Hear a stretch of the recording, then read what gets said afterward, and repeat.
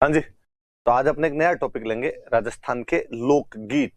Folk music and folk dances अपने syllabus के अंदर लिखा हुआ है, तो अपन लोकगीत पढ़ेंगे। नॉर्मली जब मैं क्लास के अंदर पढ़ाता हूँ ऑफलाइन में, तो मैं बच्चों से पूछता हूँ कि लोकगीत क्या होते हैं। स्टूडेंट खड़ा होकर कहता है कि सर, जो लोकल भाषा में गाए जाते हैं वो लोकगीत होते हैं। कोई स्टूडेंट दूसरा कहता है कि सर, ये तीज त्योहारों के टाइम पर गाए जाते हैं। कोई स्टूडेंट कहता है कि सर, इससे हमारी क्षेत्रीय विशेषताएं पता चलती है। कोई स्टूडेंट खड़ा होकर सर, सामूहिक रूप में गाए जाते हैं। कोई कहता है कि ये किसी क्षेत्र विशेष के एक गीत है। मैं अक्सर जब भी स्टूडेंट ये बात करता है तो मैं उनको कहता हूं कि लगदी पंजाब दी है, लगदी लाहौर दी है। ये एक क्षेत्र विशेष लाहौर का गीत है या पंजाब का गीत, एक लोकल बोली पंजाबी के अंदर गाया गया है। क्या इसको लोकगीत कह सकते हो? स्टूडेंट मुस्कुराता है, क्लास हंसती है, अरे सर इसको तो लोकगीत कैसे कहेंगे। तो वो थोड़े दिन पहले एक फिल्म में गीत आया था, छोटे छोटे पेग मार, इसको लोकगीत कहा जाए? विशेषता पता चल रही। कॉस्मोपॉलिटन सिटीज के अंदर लोग पार्टीज कर रहे हैं वीकेंड पे, एक बंदा कह रहा है पेग छोटे छोटे लीजिए, कल्चर है। कहिए लोकगीत, फिर हंसते सर ये भी लोकगीत। तो फिर लोकगीत क्या होता है? लोकगीत वह है जिसमें किसी नियम कानून कायदे का ध्यान ना रखना पड़े। लोक मतलब जनता, गीत मतलब गाना।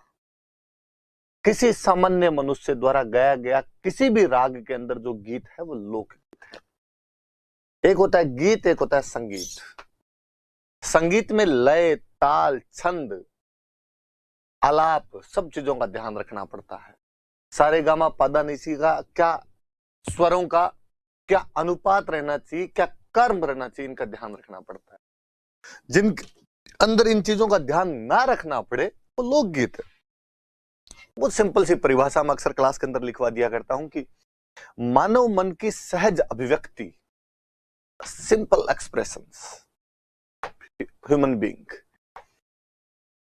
कि मनुष्य के जब जी में आए तब वो जैसा अपने मन के उद्गारों को स्पष्ट कर दे, सुख को या दुख को, वो लोकगीत है। इसमें उसने कोई स्वर का ध्यान नहीं रखा, कोई वाद्य यंत्र नहीं है, कोई राग नहीं है, सिंपली खुद को एक्सप्रेस कर रहा है। कि किसान पश्चिमी राजस्थान के अंदर हल चलाता है, हल चलाते समय उसको लगता है यार सांवरिया इस बार बरसात करेगा कि नहीं करेगा। हल चला तो रहे हैं, बीज बो तो रहे हैं, फसल होगी कि नहीं होगी। और वो अपनी जिस किसी राग के अंदर गा लेता है, लाग्यो लाग्यो जेठ है आषाढ़ कंवर तेजा रे, लग तोड़ो लाग्यो सावण भादो। तेजाजी महाराज का गीत तो अपने शब्दों में गाकर संभवतः तेजाजी महाराज के माध्यम से अपने निराश मन में आशा का संचार करता है कि नहीं, महाराज साथ में है, तेरे फसल हो ही जाएगी, तू तो अपना कर्म कर। एक महिला है, उसका पति प्रदेश गया हुआ है, वो किसी कौवे को उड़ा के कहती है, उड़ उड़ रहे हमारा काला रे कागला जद मारा प्यूजी घरा से। सहज अभिव्यक्ति है, उसने किसी राग का ध्यान नहीं रखा। मैं अक्सर क्लास में बच्चों को कहता हूं कि सासू बहू आपस में लड़ ली, बहू रसोई के अंदर बड़बड़ाती है सासू के खिलाफ, वो लोकगीत है। बच्चे हंसते हैं, अरे सर ऐसे थोड़ी होता है। तो फिर कहता हूँ अरे है, गांव में गीत गाया जाता है, सासू लड़ मत न्यारी कर दे, मारे बाप को दियड़ो मारे सागे कर दे। एक सामान्य सा मानव मन के अंदर जो उद्गार उठे, मानव ने अपने किसी राग के अंदर उनको गा दिया, वो लोकगीत है। तो आप जब ये कोई क्षेत्रीय विशेषता की बात करते हैं, लोकल बोली की बात करते हैं, प्रत्येक गीत किसी ना किसी बोली के अंदर है। पर यदि उस गीत के अंदर वाद्य यंत्र जोड़ दिए गए, राग ताल लय छंद जोड़ दिए गए, फिर वो लोकगीत नहीं, वो संगीत वाली श्रेणी के अंदर चला जाता है। बेबी डोल में सोने दी, ये बलूचिस्तान का लोकगीत था। बॉलीवुड वालों ने थोड़े शब्द चेंज किए, टून वही रखी, संगीत बना दिया। ससुराल गेंदा फूल छत्तीसगढ़ का लोकगीत है, टोन वही रखी, स्वर चेंज किए थोड़े, शब्द चेंज किए थोड़े, बॉलीवुड के अंदर लेके अब लोकगीत नहीं है, वो उधर संगीत बना दिया है। तो ये थोड़ा सा बेसिक सा डिफरेंस रहता है, ध्यान रहे इस बातों का। मैंने लिखी आपके लिए थोड़ी डेफिनेशन लिखी।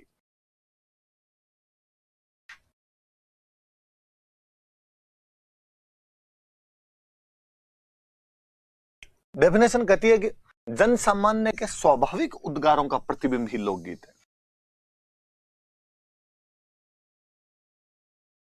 स्वाभाविक उद्गार कि जिनके लिए एक्स्ट्रा कोई प्रयास करने की आवश्यकता नहीं है, न्यूट्रल फीलिंग्स है उसकी, नेचुरल जो उसके जी में है वो गया उसने। आगे जो मैं अक्सर क्लास में लिखवाता रहता हूं वो है कि ये मानव मन के सुख दुख की सहज अभिव्यक्तियां हैं,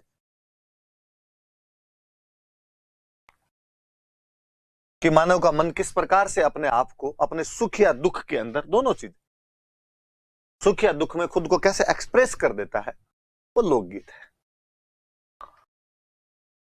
रविंद्रनाथ टैगोर कहते हैं कि लोकगीत, रविंद्रनाथ टैगोर ने लोकगीतों को संस्कृति का सुखद संदेश ले जाने वाली कला कहा है। वो चीज जो हमारी संस्कृति के, हमारे कल्चर का जो मैसेज है उसको कन्वे करती है, आगे तक भेजती है, लोकगीत है। गांधी जी कहते हैं कि लोकगीत ही जनता की भाषा है। एग्जैक्टली, जनता इसी भाषा के अंदर बात कर रही है। लोकगीत हमारी संस्कृति के पहरेदार है। ये गीत हैं तो हमें हमारी संस्कृति का पता है। आज जब तीज, गणगौर, इन त्योहारों का महत्व कम होता जा रहा है तो कोई कैसे जाने इन त्योहारों के बारे में? यदि कोई गीतों का कलेक्शन कर ले तो उन गीतों को सुन के पता लगा सकता है कि यार तीज की सवारी ऐसे निकलती है, ये काम होते हैं, शादी के टाइम ये गीत गाए जाते हैं। तो कल को यदि जब कल्चर खत्म हो गई, कोई कल्चर को रिवाइव करने की कोशिश करेगा तो माध्यम क्या होगा उसका रिवाइव करने का? ये लोकगीत होंगे। ये पहरेदार है हमारी संस्कृति के, ये पहरा लगा रहे हैं, खत्म नहीं होने देंगे। कोई ना कोई मनुष्य किसी ना किसी समय कहीं ना कहीं पर बैठकर इनको रिवाइव करने की कोशिश करेगा, इन गीतों को सुनेगा। बुक है कोई standard dictionary of folklore, mythology and legend नाम की बुक है, उसके अंदर लोकगीत की परिभाषा लिखी हुई है। उसमें लोकगीत को परिभाषित करते हुए कहा गया कि लोकगीत उस जन समूह की संगीतमयी काव्य रचनाएं हैं जिसका साहित्य लेखनी अथवा छपाई से नहीं वरन मौखिक परंपरा से है। कि लोकगीत लिख लिख के याद नहीं किए गए कोई, ये नहीं कि मुझे एक गीत आया, मैंने लिखा और मैंने लिख के आपको दिया और आपने आगे दिया, नहीं, मैंने सुनाया।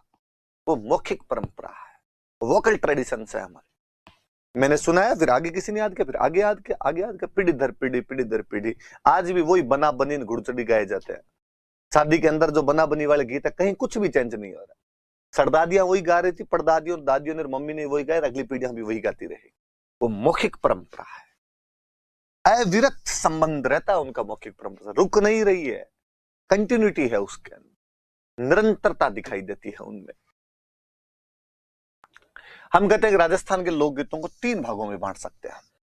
कौन कौन से? जनसाधारण के लोकगीत, नॉर्मल मनुष्य जो गए, व्यवसायिक लोकगीत, कुछ जाति विशेष के लोकगीत, प्रोफेशनल जो हो गए थे उन लोगों द्वारा जो गीत गए, या क्या हो सकता है कि रीजनल, क्षेत्र विशेष। मैं कहूं कि मैदानों में कौन से गाए जाते हैं, मरुस्थल में कौन से गाए जाते हैं, पर्वत में कौन से गाए। तो मतलब लोकगीत, राजस्थान के लोकगीतों को हम बड़े तौर पर 3 भागों में बांट सकते हैं। या तो जनसाधारण के जो लोकगीत है वो, या हम कहते हैं कि स्पेशल जातियों द्वारा जो लोकगीत गाए गए वो, या कुछ क्षेत्र विशेष के जो लोकगीत है वो 3 भागों में बांटा जा सकता है। एक एक का पोस्टमार्टम करें। पहले हमने कहा जनसाधारण, नॉर्मल, मेरे बिना कहे आप समझ जाओगे कि जन सामान्य द्वारा जो विभिन्न अवसरों पर गाए जाते हैं। जनसाधारण गाएगा तो कभी गा देगा, अवसर ढूंढता है वो तो, और उन पे गीत गाता है। इन्हें 5 भागों में बांट सकते हैं। राजस्थान के लोकगीत तो 3 भागों में बंटे, जनसाधारण के लोकगीत, व्यवसायिक लोकगीत और क्षेत्रीय लोकगीत। जनसाधारण वाले लोकगीतों को हम वापस कितने भागों में बांट रहे हैं? तो 5 भागों के अंदर बांटा जा सकता है इनको। आप कह सकते हो कोई शादी ब्याह से संबंधित लोकगीत, आप कह सकते हो कोई तीज त्योहारों से संबंधित लोकगीत, कोई देवी देवताओं से संबंधित लोकगीत, कोई मौसम से संबंधित लोकगीत,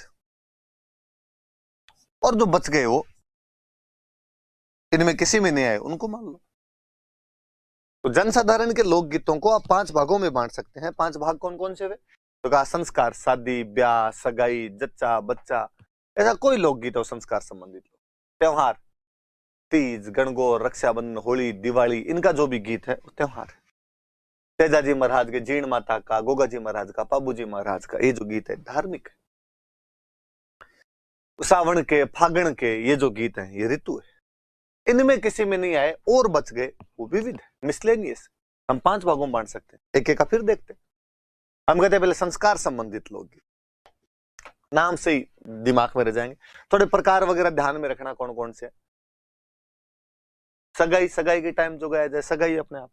बधावा हम आगे पढ़ेंगे, कोई शुभ काम पूरा हो जाए उस समय जो गीत गाया जाए वो बधावा है। अक्सर गांव के अंदर कहते हैं कि बीननी आ गई, ब्याह खत्म हो जाता है, बीननी आती तो कहते लो बधार लो, बीननी बधार लो, बधावे गाए जाए। कोई काम आपके घर के मुहूर्त था, गृह प्रवेश का मुहूर्त था, न्यांगल थी, वो काम कंप्लीट हुआ, आपने उस समय बधावा कर लिया, तो बधावे। चाक भात शादी के टाइम में होता ही है, राती जोगा बोलते ही है, देवी देवताओं के लगते हैं, शादी में भी लगते हैं राती जोगे। मायरा जानते ही हो, मम्मी वाले पक्ष से जो भी आते हैं तो उनके सम्मान में जो गीत गाए जाते हैं। हल्दी लगाओ तो, घोड़ी पर चढ़ो तो, बना बनी गाओ तो, वर निकासी, जब निकासी निकल रही है उस टाइम गाओ तो, तोरण मार रहा है, हथलेवा बांध रहे हैं, कंवर कलेवा कर रहे हैं, जिमणवार कर रहे हैं, मतलब हर एक चीज पे गीत है। आप देखिए कंकन डोरा, कंकन डोरे बांधते हैं उस टाइम जो गीत गाए थे। जल्ला बताया मेरा, बारात का डेरा देखने जा रहे हैं उस समय जो महिलाएं गीत गा रही है। जुआ जुई, बीननी आ गई, बाद में वो परात के अंदर खेल सा खिलवाते हैं उसको, मतलब पंजाबी गाना है, तेरे नाल खेड़ा कंगना परात चे, कि तेरे साथ वो परात में कंगने वाला गेम खेलना है, तो वो अपने उसको जुआ जुई कर दे। बिंदोला कि अपने घर में किसी की शादी है, अपने जो चाचा जी ताऊ जी है वो बुला बुला के खाना खिलाते हैं, बंदोरे निकालते हैं, बंदोरे निकालते हैं, बिंदोले वाले गीत होते हैं। जच्चा बच्चा हो तब जो गीत गए जच्चा, ये सारे संस्कार संबंधित है। सगाई का है, कोई बच्चे होने का है, शादी के हैं, शादी में कितने सारे गीत। अब कभी अपने को कोई मेंस में क्वेश्चन पूछ ले, विवाह से संबंधित 4 लोकगीत बताए, कुछ ही बताओ यार, याद करने की थोड़ी जरूरत है। जो जो घटनाएं शादी में दिमाग में आती है वो क्या होता है शादी में।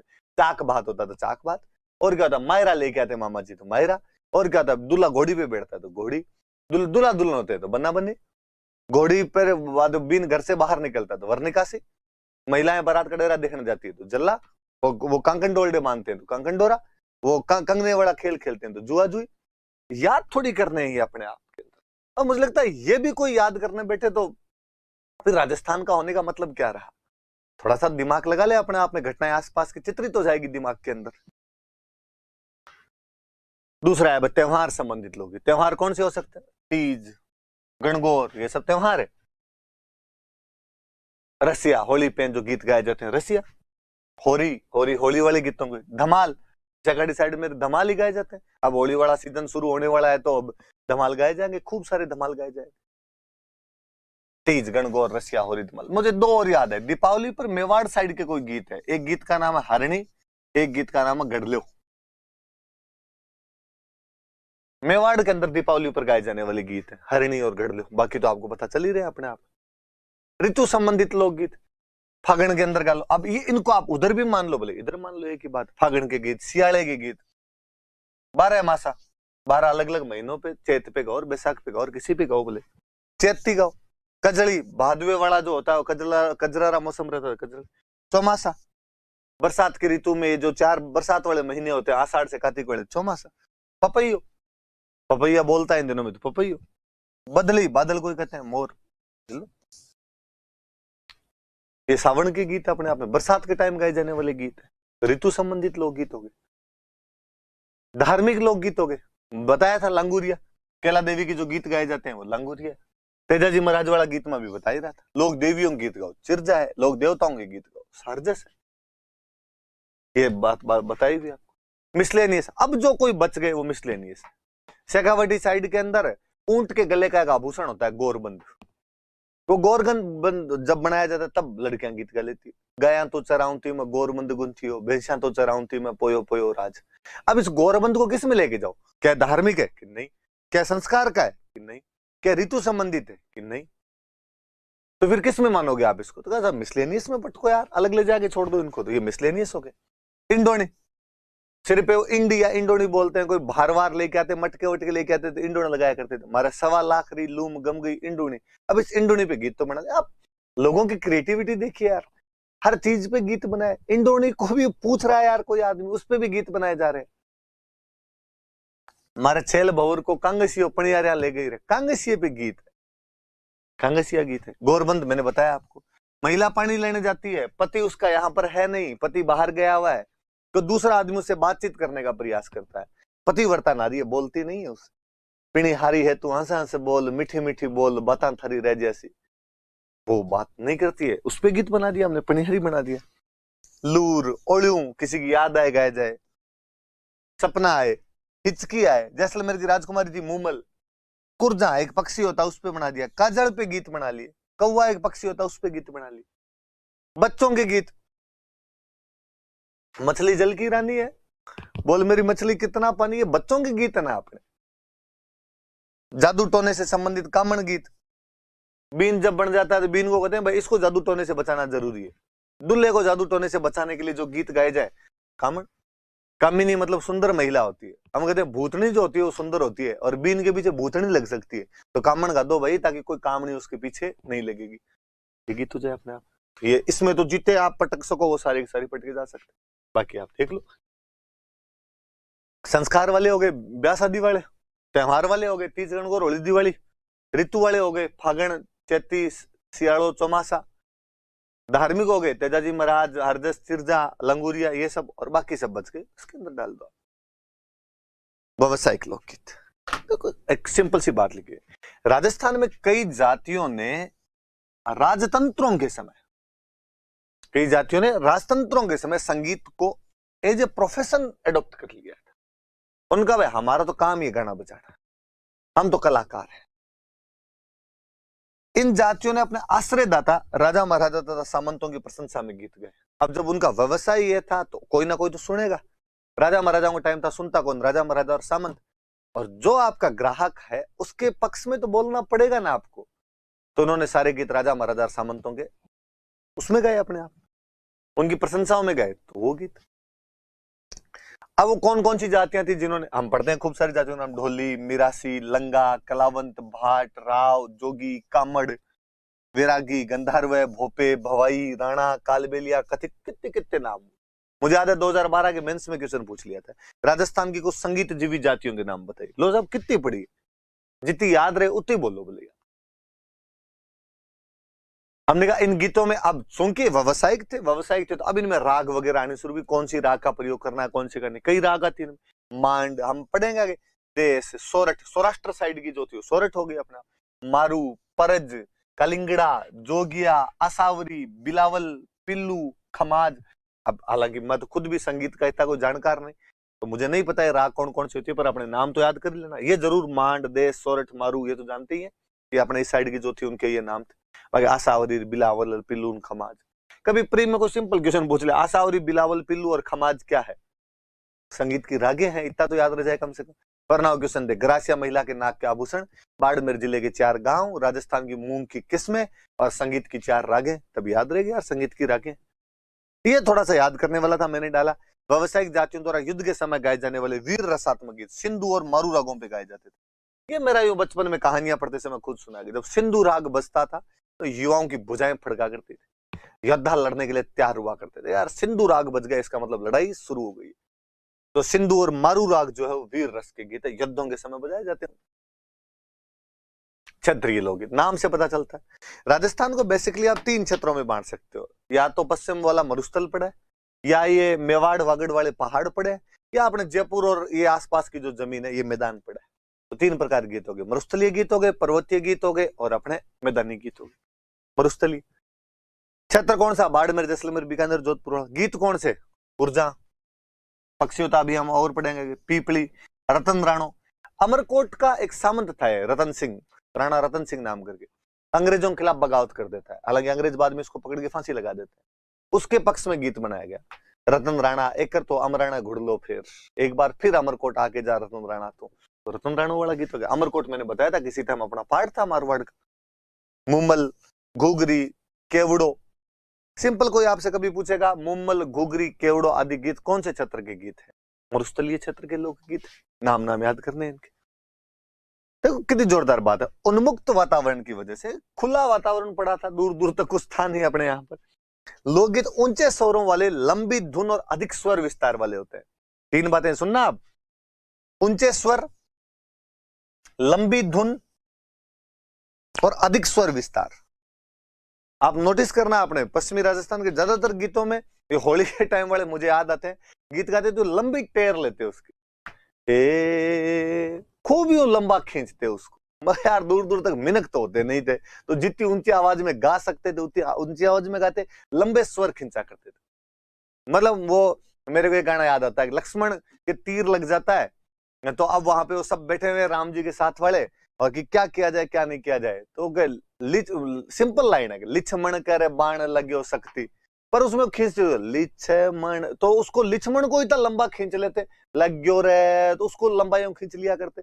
ये कारण ये था कि जनसंख्या विरल थी, सघन नहीं थी, तो आराम से ऊंचे ऊंचे गीत गाते, डिस्टर्ब होने वाला नहीं था। ये मैदानी भाग होता, लोग ज्यादा रहते, लोग कहते क्या रे रात को न तो खुद पढ़ते हो और न पढ़ने देते हो किसी को, पर यहाँ को स्थान नहीं, तो गाओ जोर जोर से गाओ बोले। पर्वतीय लोकगीत, ये मेवाड़ वागड़ वाला प्रदेश, नाम याद रखना इन गीतों के, ये तो आपने जानते नहीं, आपने सुने हुए नहीं, जनजातियों के गीत है। उन पर्वतों में ज्यादातर जनजातियां रहती है, पटेलिया, बिछियो, लालर, माछर, नोखिला, थारी उंटारी असवारी, नावरी असवारी, शिकार, हमसिडो। ये हमसिडो है ना, ये भील महिला पुरुष मिलके गाते हैं, हम सफर है वास्तव में तो ये, पर उससे वो हमसिडो नाम पड़ गया इनका, भील महिला पुरुषों द्वारा मिलकर गाया जाने वाला गीत है।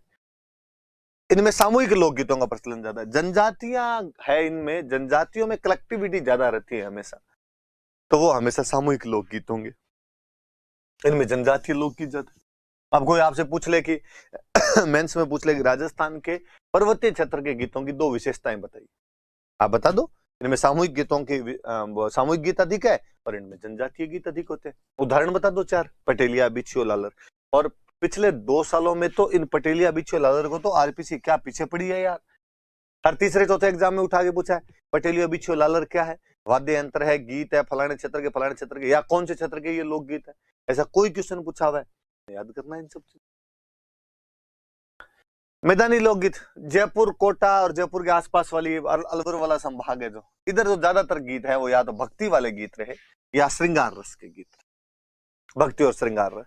श्रृंगार रस तो भरतपुर वाली साइड में जैसे ब्रज आया तो ब्रज में श्रृंगार रस आना ही है, वहां पे राधा कृष्ण कहने से गीत रचे गए तो श्रृंगार रस आना ही था। मध्यकाल वाले ज्यादातर जो आपके संत मिलेंगे, दादू दयाल जी, चरणदास जी, लालदास जी, ये आपको इस क्षेत्र के अंदर मिलेंगे, इस वाले इलाके के अंदर मिलेंगे, तो भक्ति रस के गीत आने थे उनके चक्कर के अंदर, और भक्ति भी वही ब्रज वाले की वजह से भी भक्ति भी इधर ज्यादा रही थोड़ी सी।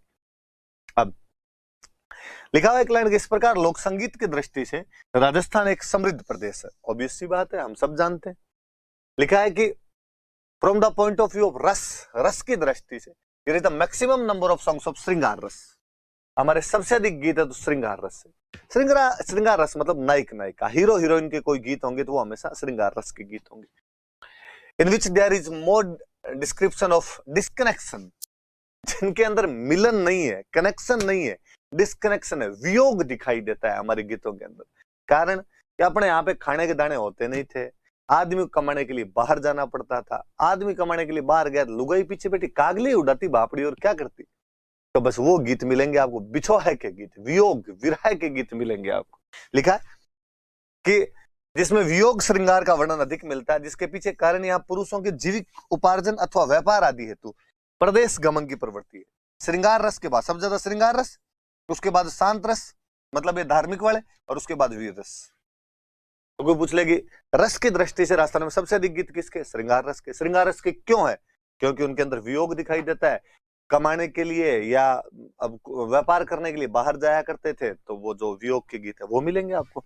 धार्मिक गीत मिलेंगे तीसरे नंबर पर आपको, वीर रस के गीत मिले। वीर रस के आप कह दोगे सिंधु और मारू राग वाले, जैसे पाबू जी के पवाड़े, तो पाबू जी के पवाड़े अपने आप में क्या वीर रस के गीत है।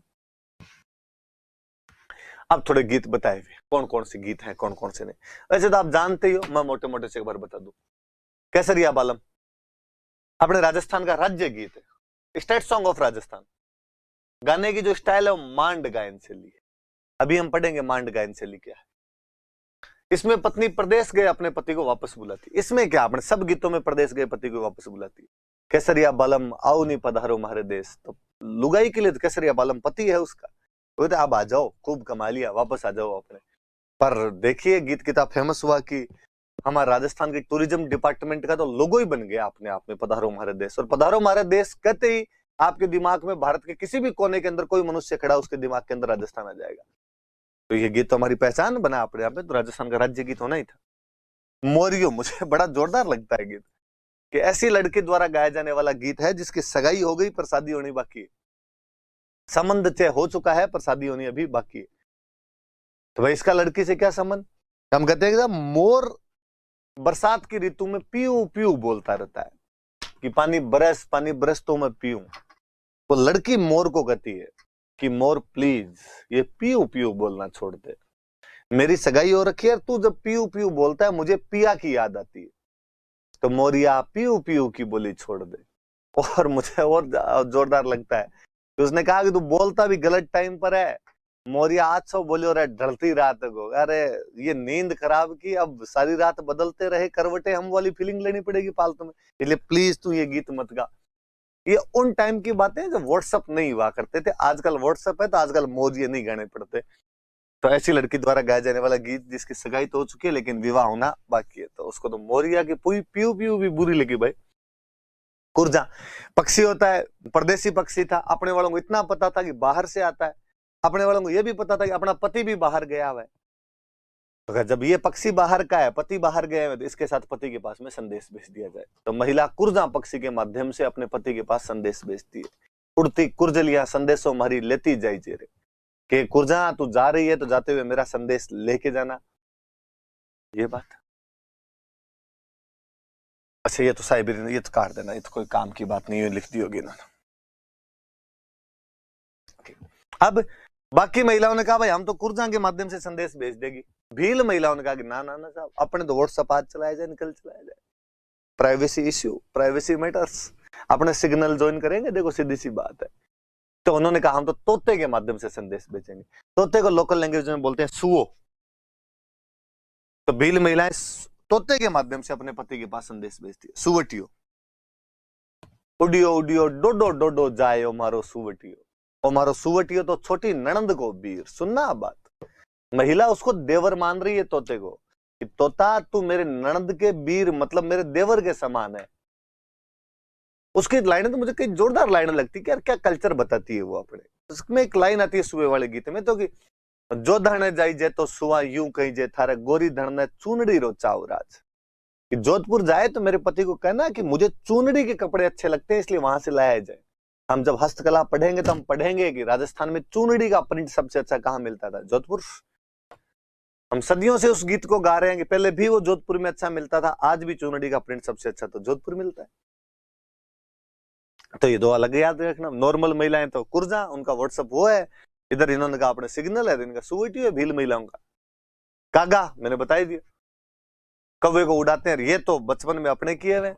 मामा जी मई के महीने में छुट्टियां होती, 15 मई को 1.5 महीने वाली छुट्टी। अब मामा जी कब आएंगे, मम्मी पूछते मम्मी कब चलेंगे ननियाल, मामा जी कब आएंगे, मम्मी कहती बेटा कागला उड़ा, कागले उड़ जाएंगे तो आ जाएंगे। सारे दिन बैठे बैठे करते कागला उड़। कई बार संयोग बनता कि कौवा उड़ जाता और उसी दिन मामा जी आ जाते। अपने लगता है कौवे उड़ाने से ही मामा जी आते हैं। अगली बार 15 मई को अपने बिना मम्मी के कई लग जाते कागला उड़। तो पत्नी है वो कौवे को उड़ाती है और कौवे को उड़ा के अपने पति के वापस आने का सगुन मनाती है कि कौवा उड़ गया तो सुगन चोखे हुए, सुगन चोखे हुए तो केसरिया बालम घर आएंगे। हिचकी वैसे भी नॉर्मल हिचकी आती है तो कहते हैं कोई ना कोई याद कर रहा है आपको। तो ये मेवात क्षेत्र का लोकगीत है, याद रखने वाली बात ये मेवात क्षेत्र का लोकगीत है जो किसी की याद आने पर गाया जाता है। बिछुड़ो नॉर्मली कभी आपने सुना ही हो, मैं तो मरी होती राज खा गयो बेरी बिछुड़ो। हाड़ौती का लोकगीत है, क्षेत्र याद रखें। हाड़ौती क्षेत्र का लोकगीत है, महिला को बिच्छू खा गया, वो मर रही है, अपने पति को कहती है कि आप दोबारा शादी कर लेना, दुख मत पाना, रोटियां कौन बनाएगा आपके कपड़े कौन धोएगा, मुझे तो बिच्छू खा गया, मैं तो मर रही हूं, लेकिन आप दूसरी शादी कर लेना। वो जो बिछुड़ो गीत गाया जाता है। तो ऐसी जो भली महिलाएं होती है वो कौन से क्षेत्र के अंदर रहती है, तो हाड़ौती क्षेत्र के अंदर ऐसी भली महिलाएं होती है जो अपने पति को कह जाती है भाई मैं भले ही मर जाऊं लेकिन तुम दूसरी शादी कर लेना। कामण मैंने अभी बताया, दूल्हे को जादू टोने से बचाने के लिए जो गीत गाया जाता है। तो ये नोटिस भी किया करो कि घरों के अंदर जब दूल्हा बन जाता है बांध बैठ जाता है, जब वो कटार वटार डाल देते हैं उसके बाद घर से बाहर नहीं निकलने देते। चौराहे तो मरे क्रॉस नहीं करने, चौराया क्रॉस किया, घर से बाहर निकला, भूतनी पीछे हो गई तो लफड़ा हो जाएगा, तो कामण और गा के रखते हैं। भाई कामण गा दो ताकि पीछे कोई नहीं हो, मैजिक से बचाया जा सके उसको, टू प्रोटेक्ट मैजिक। बधावा मैंने बताई दिया आपको, किसी भी शुभ काम के संपन्न होने पर गाया जाने वाला गीत बधावा है। सीठने, महिलाएं गालियां गाती, दूल्हे के दोस्त जीमने के लिए आए हुए होते हैं, कंवर कलेवा कर रहे होते हैं, उसमें महिलाएं हनी सिंह बनी हुई रहती है, तो वो जो गीत गाए जाते हैं महिलाओं द्वारा, जो गालियों भरे गीत गाए जाते हैं, वो शादी के समय महिलाओं द्वारा गाए जाने वाले गालियों भरे गीत, abusive songs sung by women during marriage, वो जो गीत होते हैं वो कौन से होते हैं? सीठने। नॉर्मल परिवारों में, घरों में आप देखते होंगे किया जाता है। हंसी मजाक थी, सबको मौके मिलते थे हंसी मजाक करने के, महिलाएं कर लेती। पावना, पावना किसको कहें? दामाद को। दामाद ससुराल आए उस समय जो गीत गाए थे वो पावने। पर मुझे यार लगता है कि ये गीत तो पहले गाते थे, जब दामाद 5-7 साल में एक बार ससुराल आया करता था। पहले यार ससुराल जाना अपने आप में टास्क हुआ करता था। ससुराल जाता तो यूं दामाद पूरे एकदम तैयार होके, 10 किलो तो बाहर होता था उसके साथ, कोई खोपरेन, किरचेन, सुपारी, बीड़ी, सिगरेट, भगवान जाने क्या क्या लेके जाता था। साड़े साड़ियां मिलेंगे वहां पे, उनको देने पड़ेंगे।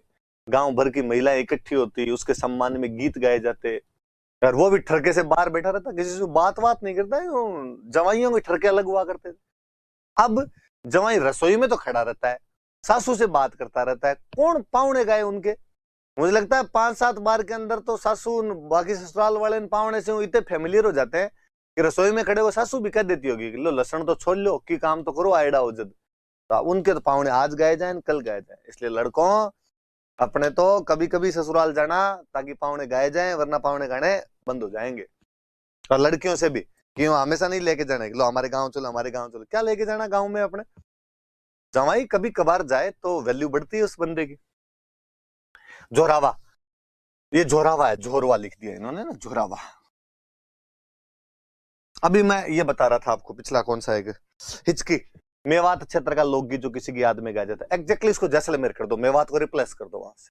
जैसलमेर क्षेत्र का लोकगीत जो किसी की याद में गाया जाए, कोई व्यक्ति की मृत्यु हो गई या और कैसे भी याद के अंदर जो गीत गाए जाए वो झोरावे होते हैं। ढोला मारू, राजस्थान की एक प्रेम कहानी है ढोला मारू, उस पर आधारित गीत है, सिरोही क्षेत्र में गाया जाता है। ढाडी जाति के लोग गाते हैं। अभी हम संगीत जीवित जातियां पढ़ रहे थे, उनमें नाम पढ़ा था हमने ढाडी, तो ढाडी जाति के लोगों द्वारा ये गीत गाया जाता है। ढोला मारू प्रेम कहानी है, राजस्थान की है। ढोला मारू वो नहीं है जो आप समझ रहे हो, प्रेम कहानी है अपने। ओल्यू या कोयल, ओल्यू याद होती है, लड़की की विदाई जब हो रही होती उस समय जो गीत गाते हैं कोयल बाई सिद्ध चालिया, तो वो जो कोयल बाई वाले गीत गाए जाते हैं वो लड़की की विदाई के समय गीत गाए जाते हैं, वो ओलियो या कोयल है अपने। पीपली, पीपल का छोटा पेड़, जब शादी हुई थी पति पत्नी ने मिलकर एक पीपल का छोटा सा पेड़ लगाया था। पति उसके बाद कमाने के लिए प्रदेश चला गया, पीपली अब बड़ी हो गई, अब उसके आप छाया में बैठ सकते हो, बात हो गई घेर घुमेर। तो अब वो पत्नी पति को याद करती, अब तो आ जाओ, अब तो इसकी छाया में बैठने का टाइम आया है, कितने कमाओगे, और मुझे नहीं चाहिए पैसे। बाबूसा ने चाहिए धन गणो कपड़े लोबण थारी माँ, तुम्हारी माँ को चाहिए कपड़े, तुम्हारे पापा को चाहिए धन, मुझे नहीं चाहिए, आप तो आ जाओ, साथ रहेंगे, इसी में खुश हूं मैं तो वो जो गीत है वो कौन सा गीत है आपके? पीपली। चखाटी मारवाड़ में तीज के समय गाया जाता है। क्यों? फिर वापस याद कीजिए, तीज पति पत्नी के प्रेम का त्योहार है, तो पत्नी कब बुलाएगी? तीज पे बुलाएगी वो तो। चिरमी, चिरमी फिर एक पौधा होता है।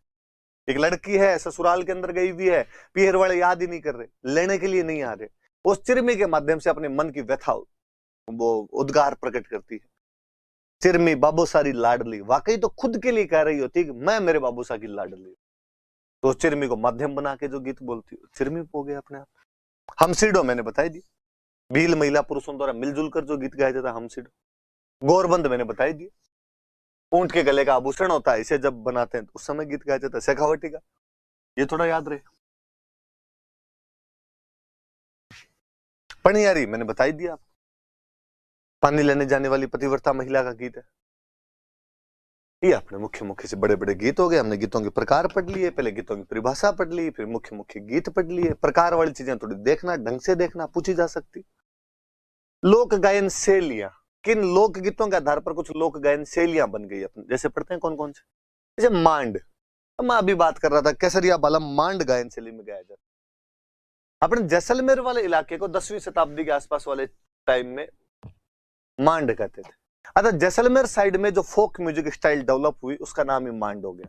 ये शुरू भले ही जैसलमेर से हुई हो, लेकिन बाद में पूरे राजस्थान के अंदर जयपुरी मांड अलग थी, बीकानेरी मांड अलग थी, उदयपुरी मांड अलग थी, जोधपुरी मांड अलग थी।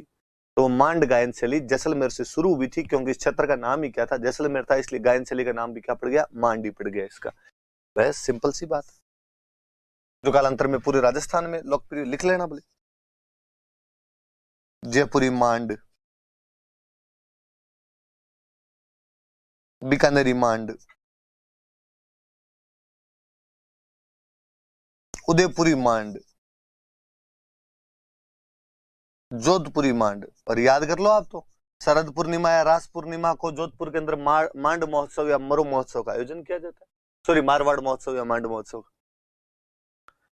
मांड गायिकाएं कौन कौन हुई, एक बीकानेर वाले अल्लाह जिलाई बाई तो अपने आप में लार्जर देन लाइफ है। अल्लाह जिलाई बाई, गौरी बाई, ये दो बीकानेर के, गौरी बाई दो हुए, एक बीकानेर में हुए, एक पाली में हुए। एक जोधपुर में हो गए जमीला बानो, एक बीकानेर जयपुर में हुए अपने बन्नो बेगम, एक उदयपुर में हुए मांगी बाई। नाम याद कर लेना, बीकानेर में अल्लाह जिलाई बाई और गौरी बाई, एक पाली में और गौरी बाई, उदयपुर में मांगी बाई, आपके इधर जोधपुर के अंदर जमीला बानो और जयपुर के अंदर बन्नो बेगम। तो ये मांड गायिका है, थोड़े मांड गायिकाओं को नाम याद रखें आप। ये अल्लाह जिलाई बाई है, ये मिलाई बाई लिख दिया भाई इन्होंने, ऐसा ही कर लेना, अल्लाह जिलाई बाई। मांड बताई दिया मैंने आपको। मांगणियार, अभी व्यवसायिक लोकगीत पढ़ रहे थे, उनके अंदर हमने पढ़ा था कि कुछ जातियों ने संगीत को व्यवसाय के रूप में अपना लिया था, राजा महाराजा और सामंतों की प्रशंसा में गाते थे। उनमें एक अपने मांगणियार है, जैसलमेर बाड़मेर की एक जाति है, उस जाति द्वारा जो लोक गायन शैली विकसित की गई वो मांगणियार। कुछ स्पेशल वाद्य यंत्र बजाते हैं, जैसे दो वाद्य यंत्र इनके, एक तो कमाईचा और एक खड़ताल। कमाईचा बहुत अच्छे प्लेयर हुए कमाईचा बजाने वाले, इनके साकर खान मांगणियार, और एक आपके खड़ताल के बहुत अच्छे प्लेयर हुए सदीक खान मांगणियार। और सदीक खान साहब को तो खड़ताल का जादूगर कहते हैं, मैजिशियन ऑफ खड़ताल।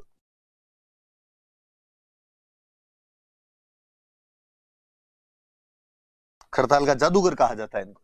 और इन सदीक खान मांगणियार के नाम से अपने राजस्थान के अंदर राजस्थान लोक कला अनुसंधान परिषद स्थापित की जयपुर में। सदीक खान मांगणियार लोक कला अनुसंधान परिषद जयपुर में बनेगी, ये याद रखना कि सदीक खान मांगणियार के नाम से लोक कला अनुसंधान परिषद कहां पर है, तो जयपुर में। 2003 जहां तक मुझे सन याद आता है 2003 है, बाकी चेक भी कर लेना थोड़ा। 2003 के अंदर ऐसा किया गया था। लंगा, जैसे मांगणियार एक जाति है उधर पश्चिमी राजस्थान की, वैसे लंगा भी एक जाति है। इनके द्वारा जो लोक गायन शैली विकसित की गई वो लंगा हो गई। उनके थे कमाईचा और खड़ताल, इनके खड़ताल वाली जगह पर सारंगी करना है। इनका जो फेवरेट गीत है, इनका जो मुख्य गीत है वो गीत है निम्बूडा। हम दिल दे चुके सनम मूवी में सुना होगा आपने, लाद्यो माने काचा काचा पाका पाका निम्बूडा। सदियों से हमारे लंगे गाते आ रहे हैं, पर फेमस तब हुआ जब मूवी के अंदर आ गया था।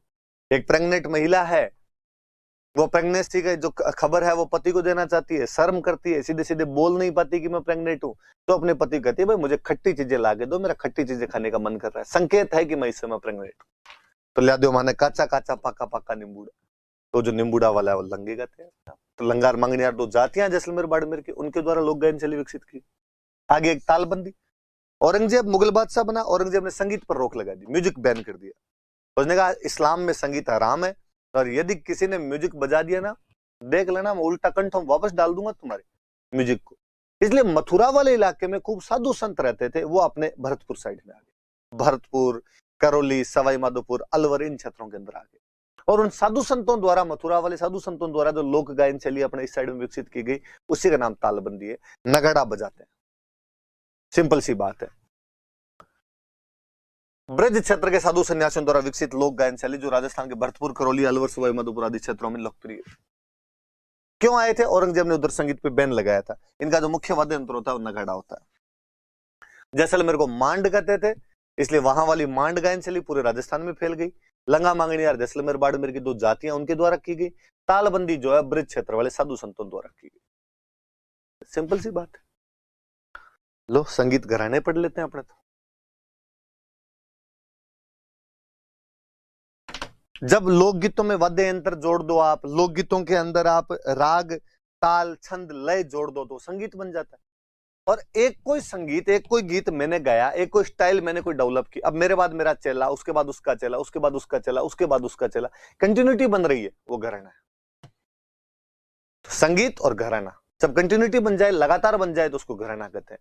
तो अपने राजस्थान में खूब सारे ऐसे घराने विकसित हुए, और इसका भी एक बड़ा कारण औरंगजेब द्वारा संगीत पर रोक लगानी थी।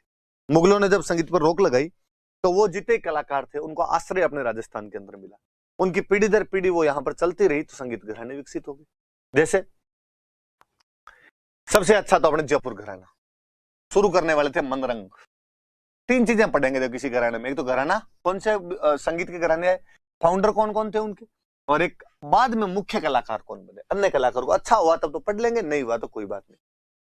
तो जयपुर में मनरंग थे, और इसके एक अच्छे कलाकार हुए मोहम्मद अली खान, और मोहम्मद अली खान की कोठी थी घर पे, इसलिए उनको कोठी वाले कहते थे।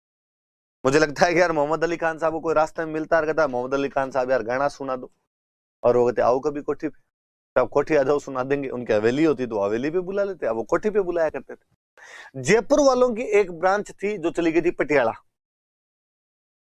जयपुर वालों की ब्रांच एक पटियाला चली गई थी, 2 बंदे गए थे, अली बख्श और फतेह अली। राजस्थान है जी, अली बख्श और फतेह अली, पूरा नाम तो कौन बोले, तो अली बख्श को तो बोलते थे आलिया, फतेह अली को बोलते थे फत्तू। तो आलिया फत्तू के नाम से फेमस हुए थे। एक बार टोंक के नवाब साहब के दरबार में इन्होंने म्यूजिक सुनाया, टोंक के नवाब साहब क्या राजीव है। नवाब साहब ने कहा यार या तो सेना में जनरल और कर्नल होते हैं, या तो म्यूजिक के जनरल और कर्नल हो। तो आलिया फत्तू को कौन सी उपाधि दी गई, तो जनरल कर्नल की उपाधि दी गई। ये उपाधि किसने दी, तो टोंक के नवाब ने दी। आलिया फत्तू कौन थे, तो अली बख्श और फतेह अली थे। इन्होंने कौन सा घराना शुरू किया था, तो इन्होंने पटियाला घराना शुरू किया था, और पटियाला घराना जयपुर घराने की एक ब्रांच है। बाद में जो फतेह अली थे, इनका परिवार पाकिस्तान की तरफ शिफ्ट कर गया था, और पाकिस्तान में एक बहुत बड़े गायक हुए बाद में, गुलाम अली साहब। 2 गुलाम अली हुए, गुलाम अली बड़े और गुलाम अली छोटे। गुलाम अली छोटे तो अभी जिंदा ही है, पाकिस्तान के अंदर गाते हैं। गुलाम अली खान साहब जो बड़े थे, वो अपने फतेह अली के बेटे हुआ करते थे, उधर पाकिस्तान चले गए थे, तो पटियाला घराने को उन्होंने आगे उधर बढ़ाया। जयपुर वालों की एक शाखा यूपी चली गई थी, यूपी में उनकी जो ब्रांच बनी वो हुई अतरौली घराना। अतरौली घराना शुरू करने वाले थे साहब खां, आगे बढ़ाने वाले थे मानतोल खां। मुझे लगता है यार मानतोल खां की जगह मापतोल खां होता तो याद जल्दी रह जाता, पर कोई नहीं, मानतोल खां। इनको कहते हैं कि सैड सॉन्ग गाते थे, जो गीत सुनता वो रोने लग जाता। अरिजीत सिंह थे अपने टाइम के, रुलाने वाले फकीर कहा जाता है। जिन जिनको नए नए झटके लगे होते हैं उनको ज्यादा रोना आ जाता होगा, जिनके ब्रेकअप हुए होते। मेवात में जो घराना चला वो मेवाती, ये याद रखना थोड़ा आप। घग्गे नजीर खान ने शुरू किया था, ये तो कोई बड़ी बात नहीं, पर इसके मुख्य कलाकार पंडित जसराज हैं। मुझे याद है किसी एग्जाम में क्वेश्चन था, पंडित जसराज कौन से घराने से बिलोंग करते हैं, तो पंडित जसराज जो है वो मेवाती घराने से बिलोंग करते हैं। यूपी में एक जगह पड़ती है कैराना, अपने जयपुर वालों की एक ब्रांच उधर कैराना साइड में चली गई थी, तो किराना घराना आ गया। बंदे अली खान, मैं पढ़ता तब याद करता हूं कि कोई बंदे थे और वो किराना की दुकान खोल ली थी उन्होंने, तो किराना घराना बंदे अली खान का है। पंडित भीमसेन जोशी 2008 का भारत रत्न मिला था इनको, ये इस किराना घराना के मुख्य हुए। रोशन आरा बेगम, गंगूबाई हंगल, उस्ताद रज्जब अली, ये सब लोग इस किराना घराना संबंधित थे, पर पंडित भीमसेन जोशी का नाम याद रहे आपके, 2008 का भारत रत्न था इनको। एक डागर घराना था, बहराम जी डागर, मुख्य कलाकार कोई बड़े हुए नहीं। अपने जयपुर वाले राजा राम सिंह सेकंड जो आपके जयपुर में गुलाबी रंग करवाते हैं, उनका दरबारी था बहराम खान डागर। ये बीनकार घराना, रज्जब अली खान बीनकार, ये भी राम सिंह सेकंड का दरबारी था, दोनों राम सिंह सेकंड के दरबारी थे, जयपुर वाले राम सिंह सेकंड।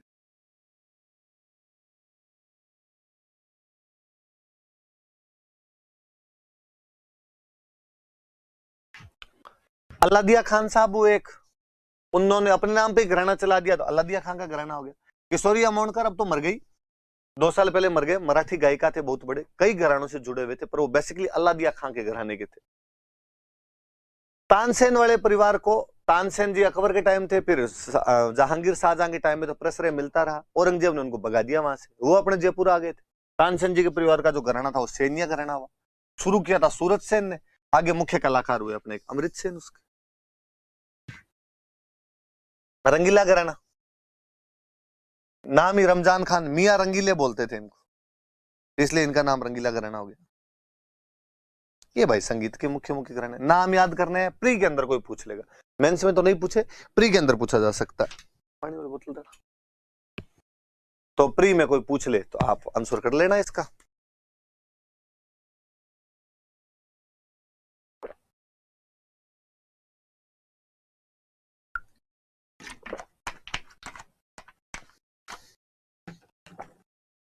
एक जब मैं म्यूजिक वाला लिख रहा था तो मुझे लगा यार एक डांस है जो कथक, अक्सर मैं क्लास में जब बच्चों से पूछ लेता हूँ कथक कहाँ का डांस है, बच्चे जोर से कहते sir south India, Tamil Nadu, Kerala, उधर के नाम लेते हैं, पर याद रहे कथक जयपुर का डांस है। ये जयपुर में शुरू हुआ था, बाद में बनारस और लखनऊ चला गया था, तो आजकल किताब वाले उत्तर भारत लिख देते हैं, पर आपकी जिम्मेदारी इसको जयपुर ही बताना। कथक जयपुर का डांस है अपने, और जयपुर में इसको शुरू करने वाले थे भानु जी। तो कथक का जयपुर घराना किसने शुरू किया था? तो कथक का जयपुर घराना भानु जी ने शुरू। ये डांस है एक, बाकी वाले सब मैंने म्यूजिक घराने बताए थे। ये भाई राजस्थान के संगीत घराने, राजस्थान की लोक गायन शैलियां, राजस्थान के लोकगीत, लोकगीतों के प्रकार। एक लास्ट बात और पढ़ लेते हैं हम, लोकगीतों की विशेषताएं। हालांकि मैंने इतनी बातें बताई, इसके आधार पर आप निकाल ही लोगे, पर फिर भी मैं कहूं कि हमारे लोकगीतों में प्रकृति का मानवीकरण किया गया, नेचर इज पर्सोनिफाइड। प्रकृति का मानवीकरण दिखाई देता है। हमने पेड़ पौधों को जड़ नहीं माना है, चेतन सत्ता माना है। हमने स्वीकार किया कि इनमें भी जान है। चिरमी बाबोसारी लाडली, हमने चिरमी को एकदम यूं जैसे मनुष्य सोचता है वैसे सोचने वाला कहा है। सुवटियो तुम्हारे छोटी ननद को वीर, हमने मानवीकरण करने का प्रयास किया, उनका मानव के समान मानने का प्रयास किया, मानव के सुख दुख के साथ में उनको जोड़ने का प्रयास किया है। लोकगीतों में हमारी प्रकृति प्रेम को दिखाता, चिरमी पीपली और जीरो जीवरो बेरी रे मत बाऊ मारा परिणा जीरो रे।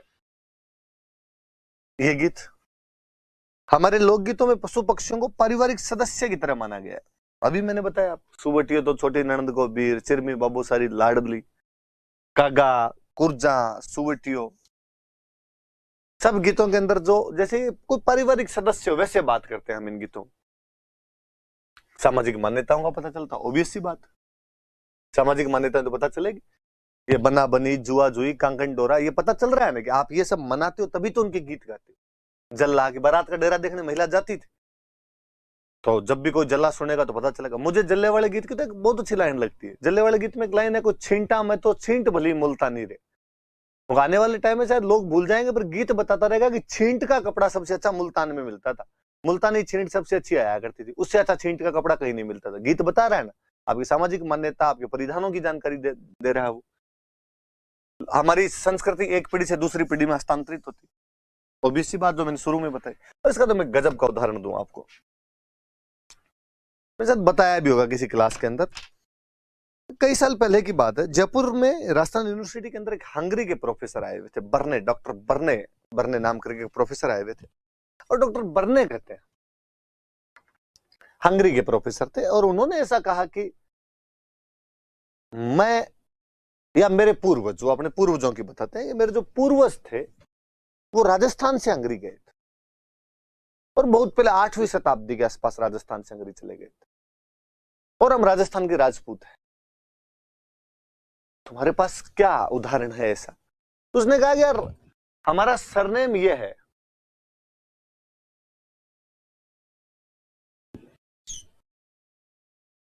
चौहान, ये एच की जगह एस आ गया। कैसे चले गए भाई उधर? कहा जब उधर से अरबों के आक्रमण हो रहे थे तो कोई टुकड़ी दबाने गई और फिर आगे निकल गई। अफगानिस्तान से उज्बेकिस्तान, ईरान, इराक कोई होते हुए उधर आगे निकल गए, हंगरी की तरफ चले गए आगे। तो हमारी मान्यताएं जो है वो आज भी राजस्थान के राजपूतों की तरह। हम हंगरी में रहते हैं, ईसाई बन गए, पर फेरे लेते हैं, 4 फेरे लेते हैं। चर्च जाते हैं, चर्च में जाके वो भी करते हैं जो चर्च वाले काम, पर ये फेरे वाला रीति रिवाज पड़ा। अग्नि को आज भी पवित्र मानते हैं। ये सब बातें तो थी। उसने एक बड़ी गजब बात बताई। उसने कहा कि हमारे शादी के टाइम में महिलाएं आज भी गीत गाती है, मिलजुल के गीत गाती है, हालांकि हमें उनके अर्थ नहीं पता अब क्या है। मैं लॉकडाउन में बैठा था, एक दिन न्यू सर्च मारा, हंगरी फोक सॉन्ग्स, उनकी महिलाओं के खूब सारे गीत आए, समझ में मुझे भी नहीं आए वो, इतनी पीढ़ियों से उनकी भाषा बोली चेंज हो गई। पर आप साइड में रख दो मोबाइल को, कहीं साइड में बैठ के गीत सुनो, आपको यूं लगेगा जैसे अपने गांव की कोई महिलाएं गीत गा रही है। मुझे लगा यार उन लोगों की भाषा, संस्कृति, धर्म, देश काल, परिस्थितियां सब बदल गई है, गीत अभी तक गाए जा रहे हैं। किसी बंदे को यदि भाषा की, थोड़े दोनों की भाषा की पकड़ करेगा वो, तो रिवाइव कर लेगा यार वो अपनी कल्चर को, अपनी संस्कृति को। एग्जैक्टली जो लोकगीत है जो हमारी संस्कृति को एक पीढ़ी से दूसरी पीढ़ी तक लेके जाते हैं, बड़ी जोरदार बीत। हमारे लोकगीतों में श्रृंगार रस का वर्णन हुआ है, हमने पढ़ा कि सबसे अधिक श्रृंगार रस है, फिर शांत रस है, फिर वीर रस है, लेकिन अश्लीलता नहीं है, वल्गरिटी नहीं है। ये आपको हरियाणा वाले गीतों मिल जाए, भाई रे तेरे दो दो साड़ी, एक बुरी एक काली, मारा भी जुगाड़ कर दे। क्या हुआ यार, कोई ऐसे कैसे बोल सकते हो आप? अपने गीतों में से जीजा साड़ी टाइप की गंदी मजाक वाले गीत कोई नहीं मिलेंगे। और ये भी अपने ना जीजा साड़ी की मजाक, जूतियां चुराना, ये भी अपने हरियाणा कल्चर का प्रभाव है। अपने नहीं चुराते थे ऐसे कुछ भी। अपने यार जवाई भगवान का रूप होता है, उसको डांस करवा के रख देते हैं लोग गांव के अंदर, जूतियां चुरा ली, रुपए दो, वो और सामने वैसे यूं बातें कर रहा है यार। वरना जवाई से यूं कोई ऊंच नीच भी हो जाए उसके साथ ऐसे बोल जाए। ये भोजपुरी के गीत है, देवर ने पकड़ लेनी भोजी की बां, अपने भाभी माँ के समान थी। ये देवर भाभी की मजाक अपने नहीं हुआ करती थी, किसी भी रूप में नहीं हुआ करती थी। बाहरी संस्कृतियों का प्रभाव है, धीरे धीरे सीख गए अपने भी, इसलिए थोड़ी बहुत चीजें हो जाती है। भाई गांव में आज भी इनको बुरा मानते हैं यार, ऐसे कोई मजाक थोड़ी की जाए, भाभी के साथ किस बात की मजाक है, माँ के समान होती हो। हम वो लक्ष्मण सीता वाले उदाहरणों से प्रस्तुत किया करते थे चीजें। तो हमारे गीत ज्यादातर श्रृंगार रस से है, लेकिन उनमें अश्लीलता, वल्गैरिटी नहीं है। हालांकि फिर मुझे कई बार लगता है पर्सनली कि यार है तो सही अपने वालों में, पर पता नहीं चलता, इतने चाशनी में डुबो डुबो के गाए हुए हैं कि जल्दी से पता नहीं चलता कि अश्लीलता है। और फिर बड़ी बात है कि रिश्ते पति पत्नी के ही हैं, सारे पति पत्नी के आदर्श प्रेम पर आधारित है, इसलिए वल्गैरिटी नजर भी नहीं आती। रिश्तों को कलंकित नहीं किया गया। वरना तो वो मैं गीत सुनता हूँ, गिग्गा गिग्गा करके गीत है, सो जा हमारा लाल, थारे बाप ने राजी कर दियो, हंस हंस के बतलाए। मुझे लगता है यार गीत में भावनाएं तो वही है, पर कुछ ऐसे शब्दों में कह दी गई कि समझ नहीं आ रही है। बस सीधी सी बात यह है। हमारे लोकगीत विभिन्न जनजातियों के लिए रोजगार का साधन बने। हम पढ़ रहे थे अभी, लंगा मंगनियार, खूब जातियां जनजातियां दोनों रोजगार का साधन है। व्यवसायिक जो जातियां थी इनके तो भाई गाने बजाने का साधन है, इसकी वजह से इनको रोजगार मिला अपने आप। हमारे लोकगीतों से विभिन्न संगीत घराने और लोक गायन शैलियां विकसित हुई। हालांकि लोकगीत नियम कानून कायदों को फॉलो नहीं करते हैं, लेकिन फिर भी हमारे लोकगीतों के आधार पर लोक गायन शैलियां भी बनी, संगीत घराने भी बने। ये बने तो इनमें सब चीजें फॉलो हुई अपने आप। सामंती वातावरण था, राजा महाराजा थे, तो वीर रस के गीत गाए गए। ऑब्वियस सी बात है, पवाड़े गाए जाएंगे हमारे यहाँ पे। तो लोक देवी देवताओं गीत निराश मन में आशा का संचार करते हैं। मेरा क्लास शुरू होते शुरुआती बात ये थी कि लोक देवी देवताओं का गीत, आप कितनी टेंशन में क्या हो, यूं कोई माता जी का भजन सुन लिया जाए, कोई किसी महाराज के गीत सुन ले, गोगा जी, पाबू जी, रामदेव जी, तेजा जी के गीत सुन लिए जाए, भला लगता है दिल को। मैं कई बार, मैंने पहले ही कभी कहा होगा कि डायरेक्टली कोई भगवान में विश्वास रखने वाले व्यक्ति, आस्तिक, मंदिर जाने वाला मैं कुछ ही नहीं, पर उसके बावजूद मुझे देवी देवता बहुत अच्छे लगते हैं, इनके गीत मुझे और अच्छे लगते हैं हमेशा। हम 5वीं तक स्कूल के अंदर तेजा जी महाराज वाली पूरे गीत गाया करते थे, और तो यूं फील आता है इनसे, अच्छा लगता है। आज भी थोड़े आप सैड होते हो तो ऐसे गीत सुन लो तो यूं लगता है अरे अरे नहीं, ठीक ठीक ठीक, सही चल रहा है एकदम, सब भगवान साथ है अपने, महाराज साथ में अपने। तो ये गीत है वो। स्वतंत्रता संग्राम के दौरान विभिन्न लोकगीत रचे गए, जिसमें राजस्थान में जन जागरण विकसित हुआ। मैंने तो बताया कि माणिक्यलाल वर्मा ने पंचीड़ा गा गा के साहब लोगों को जगाया था उस टाइम। हमारे लोकगीतों से हमारी क्षेत्रीय विशेषताएं, आर्थिक स्थिति का पता चलता। आर्थिक स्थिति है, सारे गीतों के अंदर पत्नियां पतियों को वापस बुला रही है, इसका मतलब पति सारे कमाने के लिए बाहर गए, इसका मतलब तुम्हारे कमाई के साधन कम है, रोजगार के साधन कम हुआ करते थे। ये थोड़ी फोटो देखिए आप, ये कमाईचा, हम पढ़ रहे थे मांगनियारों के मुख्य वाद्य अंतर कमाईचा और खड़ताल होते थे। कमाईचा है, ये सारंगी है, खड़ताल, खड़ताल तो वो यूं बजाते हैं, खड़ताल तो देखे ही होगी। ये साकर खान साहब है जो कमाईचा बजाते हैं, कमाईचा देख लो इनके हाथ में। ये सदीक खान साहब है जिन्हें हम खड़ताल का जादूगर कहते हैं। अल्लाह जिलाई बाई है जिन पे डाक टिकट जारी किया हुआ है। मैं चाहूंगा कि अल्लाह जिलाई बाई के बारे में तो आप खुद और इधर उधर से पढ़ो थोड़ा। 1982 के आसपास में इनको पुरस्कार वगैरह मिले थे, कौन कौन से मिले, क्या क्या पुरस्कार, राजस्थान रत्न मिला हुआ है इनको, पद्मश्री मिला हुआ है इनको। कहाँ कब थे कब नहीं थे, आप 50 शब्दों में आंसर लिखना अल्लाह जिलाई भाई पे, खुद ये होमवर्क है आपका। भीमसेन, पंडित भीमसेन जोशी साहब, अच्छा ये गलत कर दिया दोनों भीमसेन, ये तो आपके पंडित जसराज है ना भाई,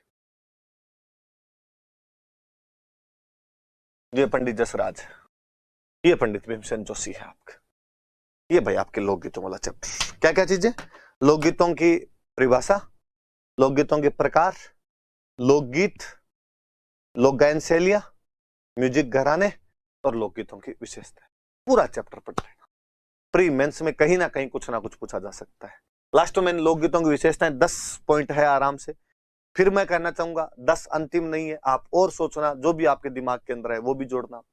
आप लिखना कि राजस्थान के लोकगीतों के अंदर जहां पायल की झनकार है वहां तलवार की टंकार भी सुनाई देती, दोनों बातें होती है अपने आप में। तो आप भी 1-2 पॉइंट अपनी तरफ से जोड़ना, 100 शब्दों में आंसर हो जाएगा, मेंस का भी बन जाएगा, प्री का भी बन जाएगा। Thank you.